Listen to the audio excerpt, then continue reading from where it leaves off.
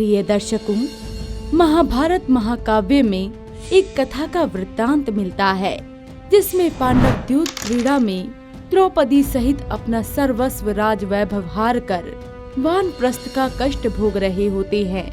उधर त्रिकालदर्शी भगवान श्री कृष्ण निकट भविष्य में घटित होने वाली सभी घटनाओं से भली भांति परिचित थे।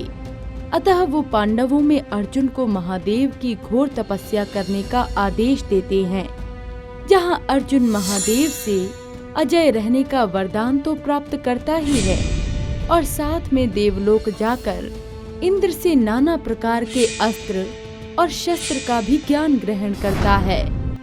अर्जुन के अनेक दिव्यास्त्र में पारंगत होने के उपरांत देवराज इंद्र ने ऐसी क्या गुरु दक्षिणा अर्जुन से मांग ली जिस कारण अर्जुन को निवात कवच के दानवों से महाभयंकर युद्ध करना पड़ा। आइए जानते हैं किस प्रकार कुरुवंशी अर्जुन पाताल लोक के निवासी असंख्य निवात कवच दानवों का एक साथ वध करते हैं। प्रिय भक्तों, ऐसी ही धार्मिक व रोचक कथाओं के लिए हमारे चैनल को सब्सक्राइब करें और साथ ही साथ बेल आइकन को भी प्रेस करें जिससे हमारी वीडियोस आप तक पहुंचती रहे। और अगर वीडियो अच्छी लगे तो इसे लाइक भी करें। प्रिय दर्शकों, हमें इस कथा का संपूर्ण वर्णन महाभारत के वन पर्व में मिलता है, जहां महादेव अर्जुन की घोर आराधना से प्रसन्न होकर उन्हें किरात रूप में दर्शन देते हैं और साथ में कई प्रकार के अजय और अभेद अस्त्र और शस्त्र वरदान स्वरूप में देते हैं। महादेव से अनेक दिव्यास्त्र पाने के कारण अर्जुन देवों के समान अस्त्र शस्त्रधारी हो गए। जब ये बात इंद्रदेव को ज्ञात हुई कि उनके पुत्र अर्जुन को महादेव ने अजय होने का वरदान दिया है, जिस कारण देवराज इंद्र अत्यंत प्रसन्न होकर अलकापुरी के स्वामी और देवताओं के कोषाध्यक्ष कुबेर को ये आदेश देते हैं कि वो अर्जुन को मानव रूप में देवलोक आने का निमंत्रण दे। ओम नमः शिवाय, ओम नमः शिवाय। हे शिव भक्त अर्जुन, अपनी आंखें खोलो। मैं धन कुबेर अमरावती से आपके लिए एक शुभ संदेश लेकर आया हूँ। हे धन के देवता कुबेर, कुंती पुत्र अर्जुन का प्रणाम स्वीकार करें। हे शिव भक्त, आपका कल्याण हो। हे धन कुबेर, आप अमरावती से देवराज इंद्र का क्या संदेश लेकर आए हैं? अर्जुन, देवराज इंद्र ने तुम्हारे तपोबल से अत्यधिक प्रसन्न होकर तुम्हें मानव रूप में ही स्वर्गलोक बुलाया है, क्योंकि महादेव की घोर आराधना के कारण तुम महान तपस्वी की भांति एक परम तत्व हो चुके हो, जिस कारण तुम्हें यथा रूप में ही स्वर्गलोक देखने का सौभाग्य प्राप्त होगा। इंद्रदेव से इस प्रकार का तिथेय सौभाग्य पाकर मेरा ये मानव जीवन धन्य हो गया। कुंती नंदन अर्जुन, आप कुछ समय तक हिमालय पर रहकर और तप जप करें। उसके उपरांत देवराज इंद्र के सारथी मातली स्वयं आपको अपने रथ से स्वर्ग ले जाएंगे। जैसी आपकी आज्ञा। अर्जुन कुबेर के आदेश से हिमालय पर महादेव की पुनः आराधना शुरू कर देते हैं।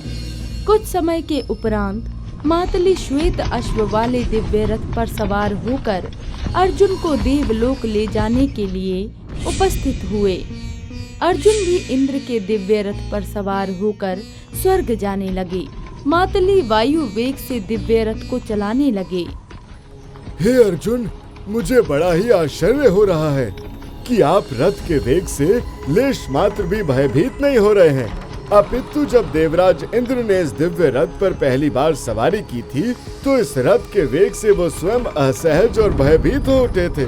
मुझे तो ऐसा प्रतीत हो रहा है कि आप मानव रूप में कोई देवता हैं। हे मातली, मैं तो मधुसूदन श्री कृष्ण का एक तुच्छ सेवक हूँ और उन्हीं की कृपा और बल से मैं बलवान और निर्भीक हूँ।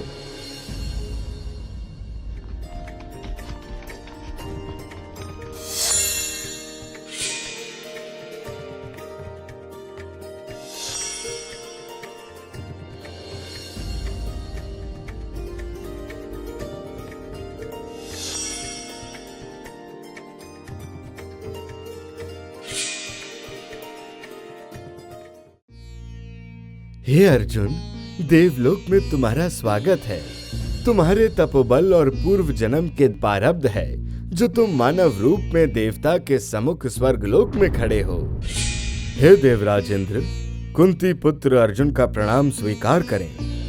हे अर्जुन, तुम्हारी माता कुंती द्वारा मेरी आराधना की गई थी, जिसके आशीर्वाद स्वरूप तुमने मेरे अंश रूप में पृथ्वी पर जन्म लिया है। हे प्रभु, ये मेरा सौभाग्य है कि जो आप मेरे देव पिता हैं।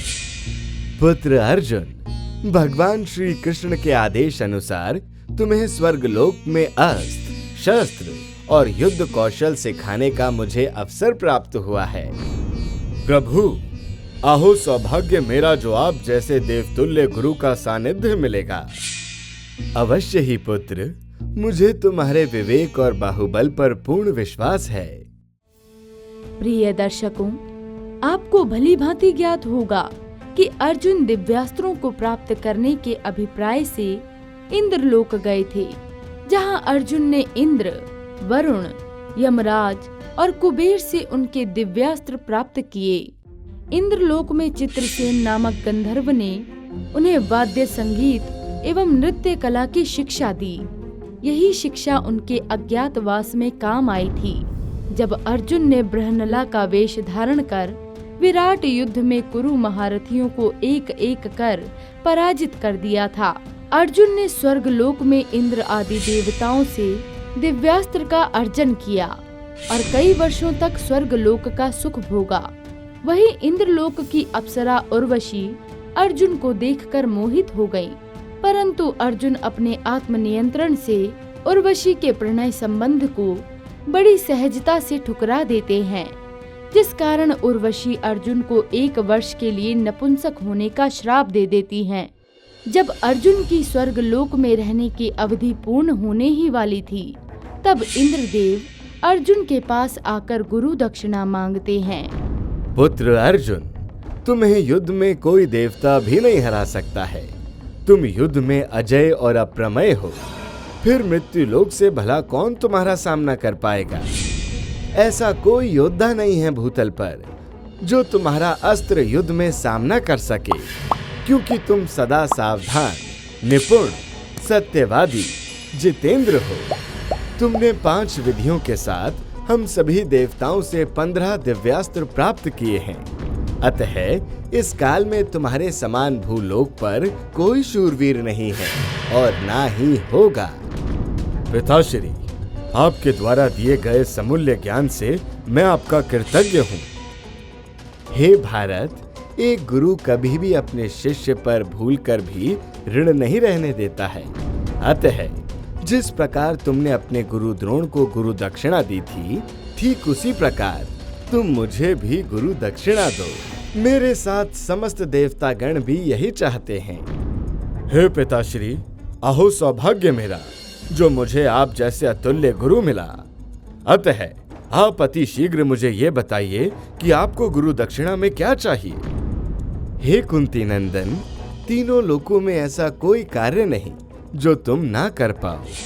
तुम्हें ज्ञात हो कि मेरे शत्रु निवात कवच के दानव पाताल लोक में आज भी निवास कर रहे हैं। उनकी संख्या 3 करोड़ है और उनका बल, तेज और रूप सब एक समान है, और वे समय समय पर स्वर्गलोक पर आधिपत्य की चेष्टा करते हुए आक्रमण करते रहते हैं। अतः हे पुत्र, तुम निवात कवच के दानवों को पराजित कर दो, वही हमारी गुरु दक्षिणा होगी। पिताश्री, मुझे विजय श्री का आशीर्वाद दें, आपको मैं निराश नहीं करूंगा। विजयी भव। हे पुत्र, तुम्हारे बाहुबल पर मुझे तनिक भी संदेह नहीं है। तुम अवश्य ही निवात कवच के दानव का अंत कर सकुशल देवलोक वापस आओगे। प्रिय दर्शकों, निवात कवच के समस्त दानवों ने ब्रह्मा जी की घोर तपस्या कर ये वरदान प्राप्त कर लिया था कि त्रिदेव सहित उनका कोई वध न कर सके। देवताओं द्वारा अवध्य होने के कारण निवात कवच के दानवों का आतंक चारों ओर फैल गया था, जिनका अंत केवल मानव रूप में इंद्र के अंश के द्वारा ही संभव था। इसीलिए देवगण निवात कवच के दानवों पर विजय के लिए इंद्र के अंश अवतारी पुत्र अर्जुन को चुनते हैं। इंद्रदेव अपना एक दिव्य रथ अर्जुन को दे देते हैं, जिस रथ पर बैठकर स्वयं देवराज इंद्र ने प्रहलाद पुत्र विलोचन का वध किया था। साथ में अर्जुन को मुकुट, कवच, देवदत्त शंख और एक ऐसी प्रत्यंचा देते हैं जो कभी खंडित नहीं होगी।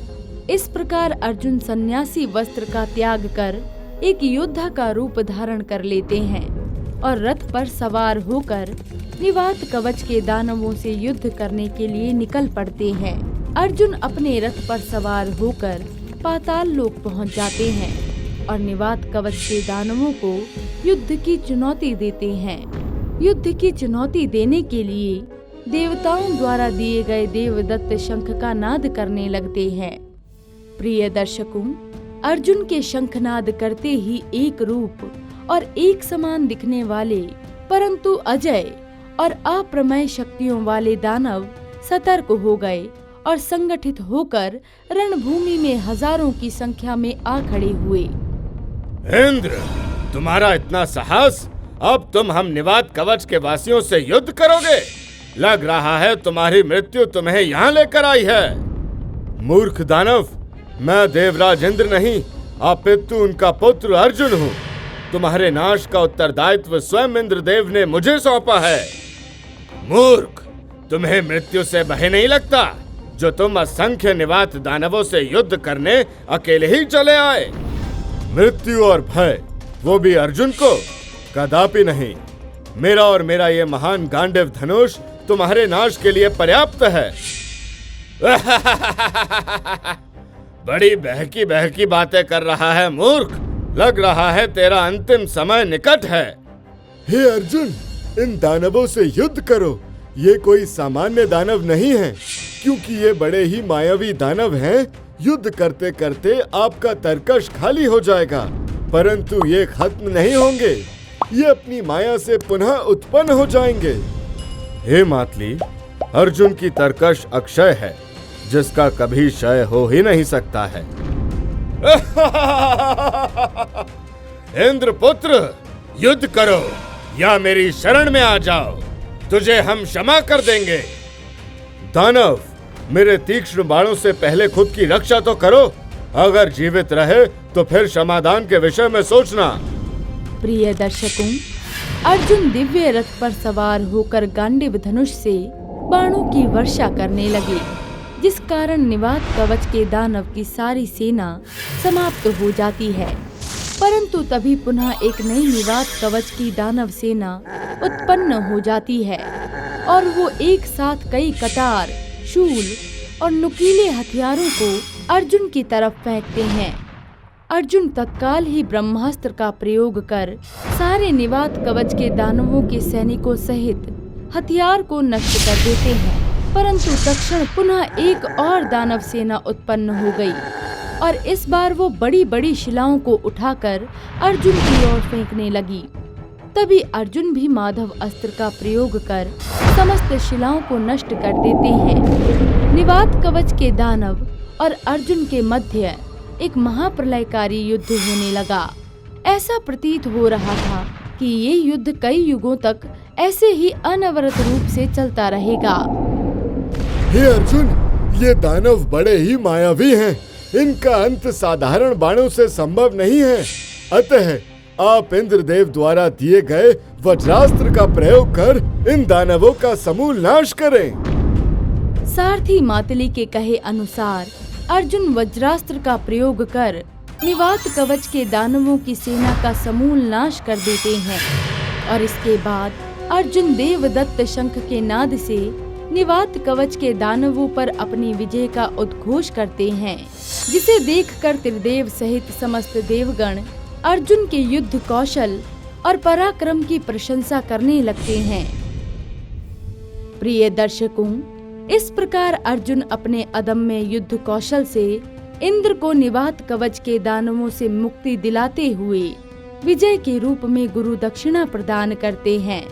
फलस्वरूप इंद्र सहित समस्त देवताओं ने अर्जुन को कई और वरदान और आशीष वचन दिए।